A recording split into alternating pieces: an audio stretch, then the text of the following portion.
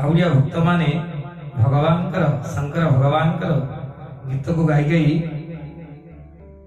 बाटरे चली चली जानते भगवान गुणगान करी तेणु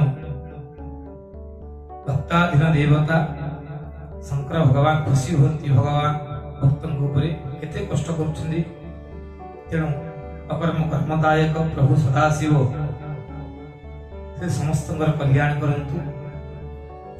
आज भक्ति प्रसाद पवित्र आसर को आपण मान स्वागत। शंकर भगवान को आम किभली भाव बिल्वपत्र अर्पण करवा से संपर्क में आज आम आलोचना आम समस्ते जो धार्मिक कार्य करुचे अति सुंदर कथा तेणु आम किछि किछि ए जो आमर पूजा पद्धति उपरे ज्ञात थिबा दरकार तेणु समस्त अनुरोध यही कार्यक्रम के देखंतु एवं जानतु कौन विधि विधान रही आमर पूजा पद्धति पुस्तक उद्धृत होती किभली भाव भगवान शंकर को आम बिल्वपत्र अर्पण करवा। पत्र मूले स्थित वज्र जोजोद्या शिव मस्तके वज्रेण विद्यते चंगो ब्रह्महत्या दले दले। पत्र मूले स्थित वज्र बिल्वपत्र मूल वज्र शक्ति समान संपन्न शक्तिता थाए तेणु आम ये बिल्वपत्र छिड़ौचे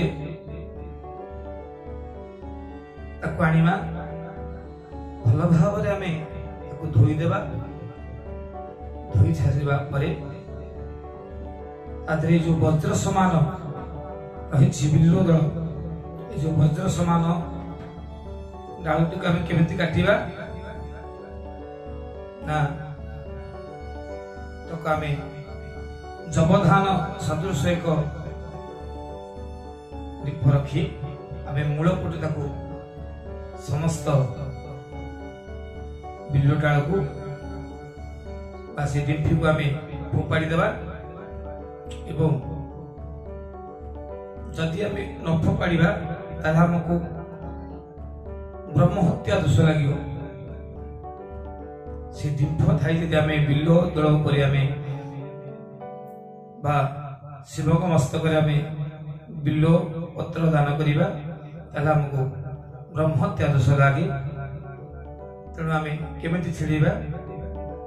जबांगुलम प्रमाणेन मालुरंगुलवर्जितम अधमुखो तदोदय सर्वकामार्थ सिद्धाये। जब समान आम छिड़े आम अधमुख करवा बिल्वपत्र को अधमुख चढ़ेवा चढ़े सारापर हाथ धोइबा से बिल्व दल को काढ़ीदेवा हाथ धोइबा आउ गोटे बिल्वपत्र चढ़ेवा। यह हूँ बिल्वपत्र अर्चन विधि बा बिल्वपत्रार्पण विधि जहाँ कहते बिल्वपत्रार्पण विधि। बिल्वपत्र को जदि यही भाव अर्चन करवा भगवान प्रीति हेबे और शंकर भगवान आपण कृपा करेंगे। सनातन धर्म विधि विधान एवं कर्मकांड किसी विधि विधान रही समझ जाना दरकार। भगवान समस्त कल्याण करें। जय श्री ओम नमः शिवाय।